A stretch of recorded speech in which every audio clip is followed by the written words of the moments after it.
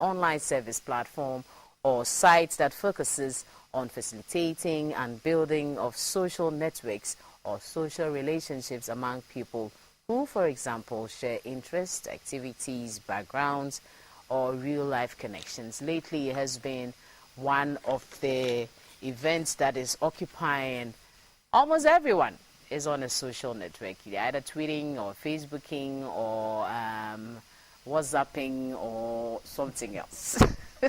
How has it had effect on us? Is it being abused? Is it being beneficial? Is it having driving us into other behaviors that otherwise wouldn't have been happening? I have guys in the studio seem to be passionate about ICT and social networking. Yeah. To my immediate right, I have Yaw Amoateng. He's a senior manager at NIIT Ghana. Good to have you. Good morning. Good morning. And I have my good friend Scofray Yaw Amoateng. He's the CEO, founder, leader of Visionary Foundation. Visionary Foundation. Good to see you, Scofray. It's been a while. Yeah, so. Your passion, has it gone down? No. Because I haven't seen you. I like the way you advocate for the youth and against the youth and against vices and all that. I hope everything is going down well with you. Yes, yes. Which one are you on? You tweeting or you Facebooking or you on which platform? Facebooking, tweeting, Google Plus. And I mean, what and Yahoo Messenger. Yahoo Messenger is now obsolete. It's obsolete. Yes. High five is even more obsolete. But it is interesting. The way we are so much zooming Facebook in here, Twitter, in other part of the world, Latin America, Netherlands, some prefer Occurred, some prefer the high five, high years, people are bad doing, yes. And so what they are into. That is it. Is that all that makes up social networking, or we are talking about something more? We're looking beyond just what we sit behind a PC to do. Like the introduction really put it, it is a platform. It is our way of, it is a technological way of carrying the small groups we belong to in church, in school, in society, those small groups that have been carried to another level, where once upon a time, if I am from Bono and a group called Bono Association, if I'm in Germany, I can't belong to it if it is happening in America, if it is happening in England. But now, you can belong to any form of group using such a platform. And also, it is one way that advertisement and businesses are booming using this particular network.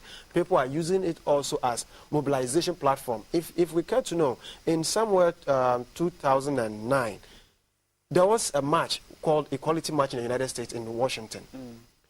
Before, if they had to put together such a march, it cost them a lot. But using this social network, they were able to put together 200,000 people.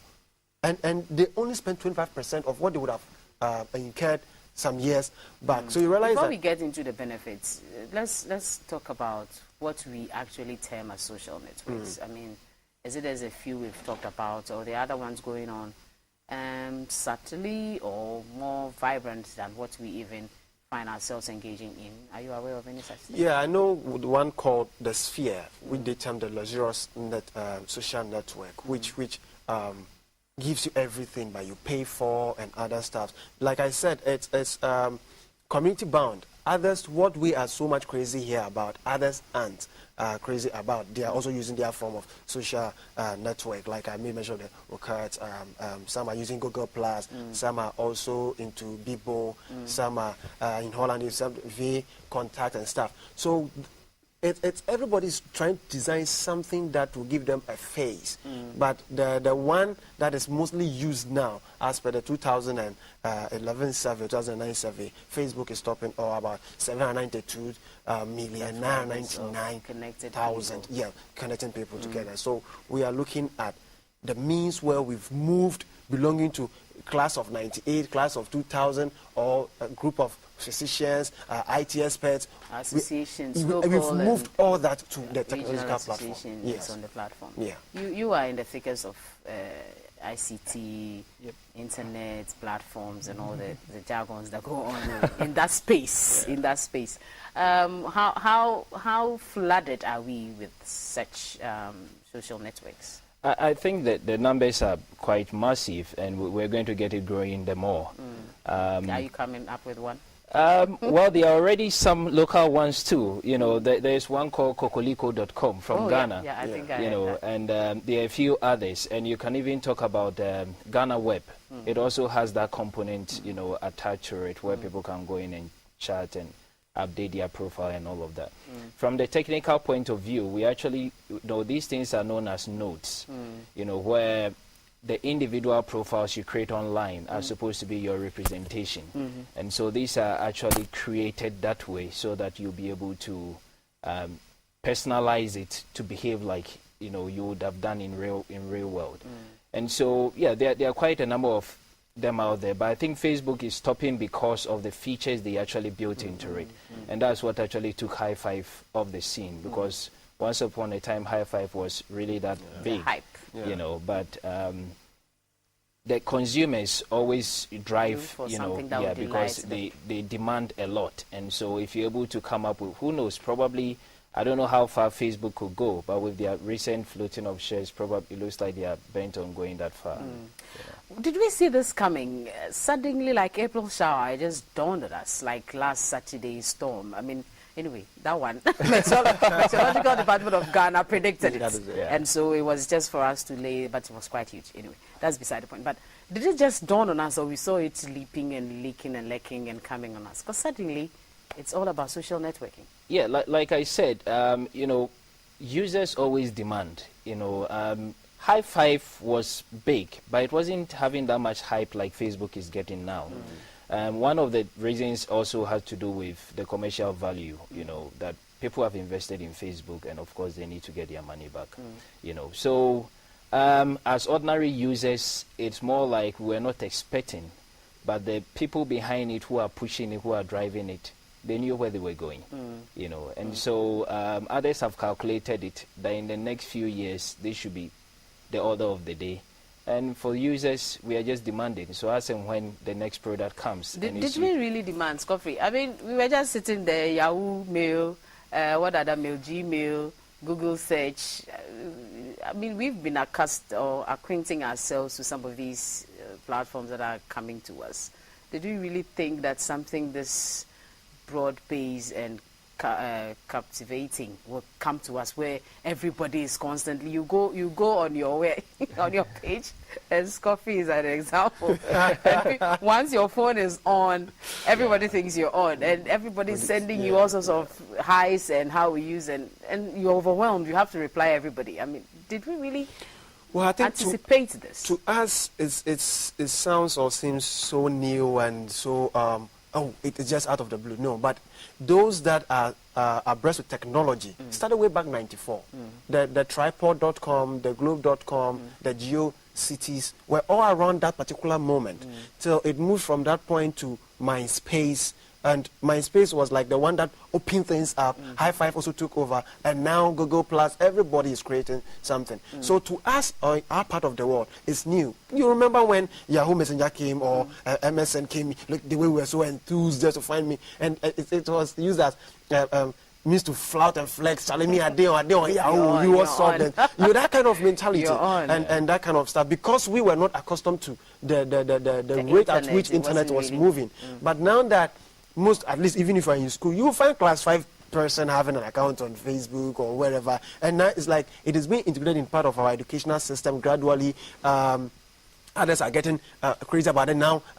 Phones with that facilities. So everybody now, it is quite closer. That's how come we think that it has catch up with us. Now, before mobile phone. Whether you like it or not, it is with you. You have to be acquainted or part of it. There are those who are bent on not even choosing to go on there. And I think that is the way we should go. Yeah, don't you think it's too invading. It's too invading, and it's like, I know people who still don't use their mobile phones. They just want to, I don't know how they manage though. But do we really have to be falling for this? It's nice to be innovative. It's nice to develop ourselves and move on. That's what creation is all about, to evolve and exploit our environment. But is this not too much? I'm sure people are losing man hours to these social networks, don't you think? Yeah, I mean, that forms part of the disadvantages or the negative part of it. But, you know, if you are someone like me who like to experiment with a lot of things, I mean, you wouldn't stay out of it. You would want to find out what is there. But we all need to be careful. That is a catchword, because whatever you put out there, once it's a network, somebody can have access to it somehow, you know. But I think that one of the things that have actually helped Facebook is the security features they actually built into it. But it is something worth, you know, exploiting, because there are a lot of advantages it actually offers, especially for startup businesses and the like.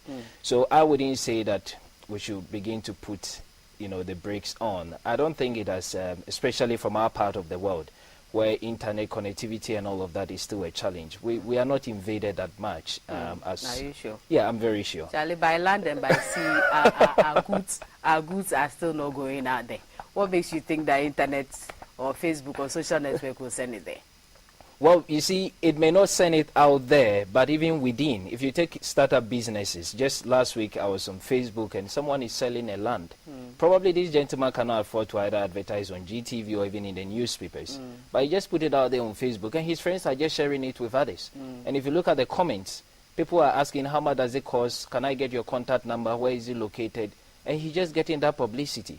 You know, whereas previously, I mean, either nobody would have known about it, or he would have to pay some, you know, huge sum to get it advertised. But he's just taking advantage of that, and he's doing well. And it's also served, you know, as a very good education platform. For instance, when mobile number portability started, you know, a page was created, and you go there, you get yourself educated, you ask questions. At the same time, news stocks and other things also take precedence on these platforms. Everybody, people hide their faces and see all sorts of things and all. Yeah. Those things form part of the advantages of the social media. Yeah. You know, Scofray, it might not be a bad idea to be acquainted with time or to be abreast with time, but when we look at the nature of our lives here, already we're not up and doing as much as it's expected. The laxities form and exist. How do you find the social network and how it has affected our people? Well, let me just... I don't allow it to affect me, actually. Let me just put one or two advantages out there. Let's look at what we intend to benefit from it. Professors, lawyers, all professionals on that network in groups, scientists, trying to share discoveries, theories, and stuff among themselves. I'm sure we can't do it any other way. Yeah, but because in some years past, if you are a scientist in, let's say, Ghana, and there is a discovery and you need to discuss, you have to travel.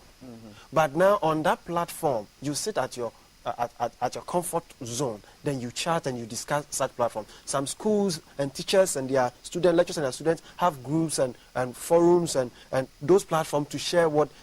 All this culminates into the advantage of it. Like my brother Riley put it, advertisement and employment and everything. But like he said, any good thing that man has created, there will always be the bad. Me, the greatest aspect of Facebook that I'm mostly worried about, and I want each and everyone to be concerned, is security and privacy. Let's not think that, oh, even Facebook gives you those security preferences, so you are safe. If it had not happened to you, you might think you are safe. But like those of us who have gone through it, we know that we are not even safe. What did you go through? You'll be there, people will be hacking into your account. Like Q Ketchup, at a point in time, siphoned people's email address and started spamming. Who? What name did you mention? Ketchup. It's one of the entities in such areas. Okay, started spamming. You'll be there, and somebody will create a prototype of your network, okay, and begin to deface you.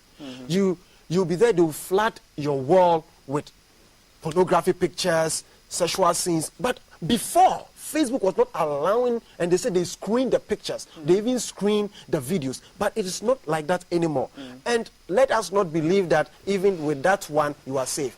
Somebody somewhere is monitoring you whether you like it or not. The moment what you begin to post on your wall triggers what they deem fit or against, they start monitoring you. They will hack into your account.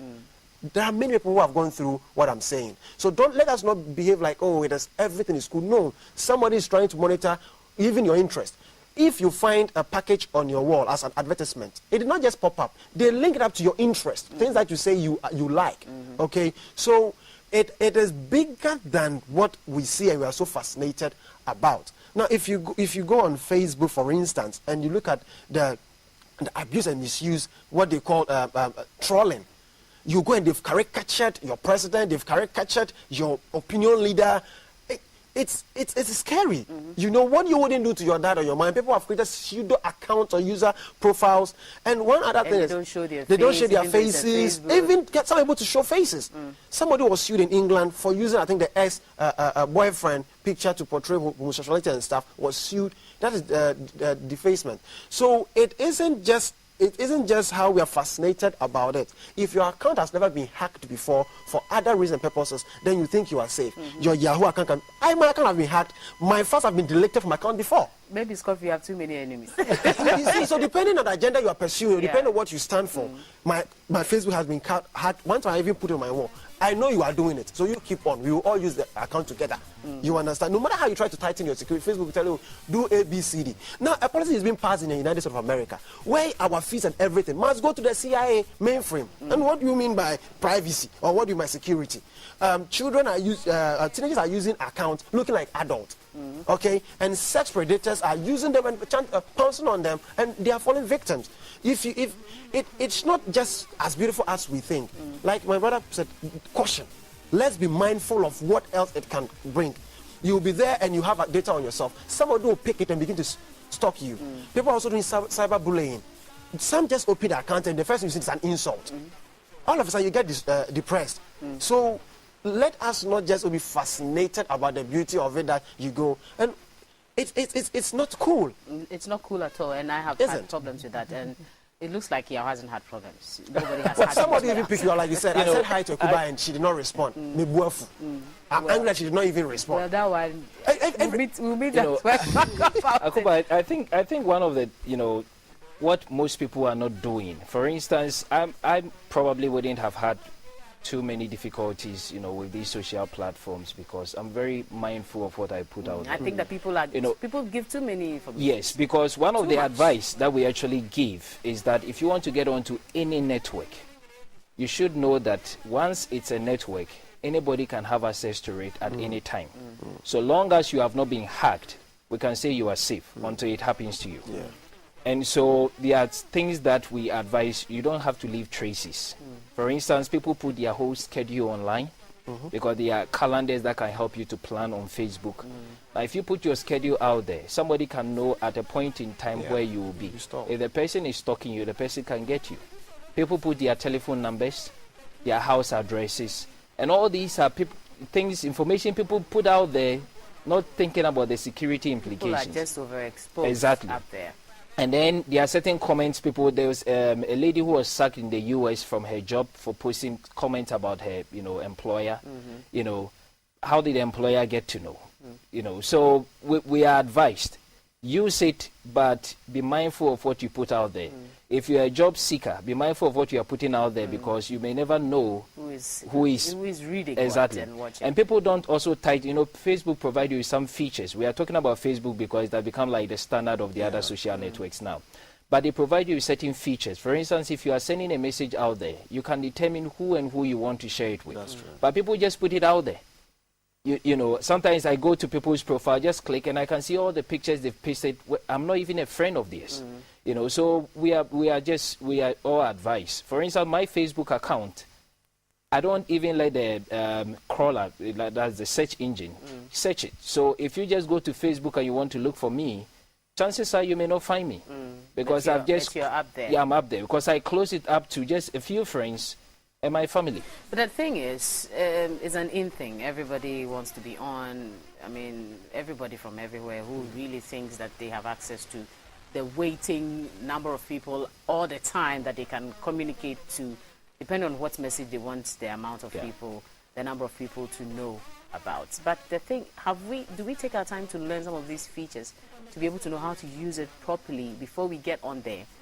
Or we just just jump in there unfortunately, and enjoy swimming and not really know how detrimental it will be to us. Unfortunately, that is how it has become because people hear it.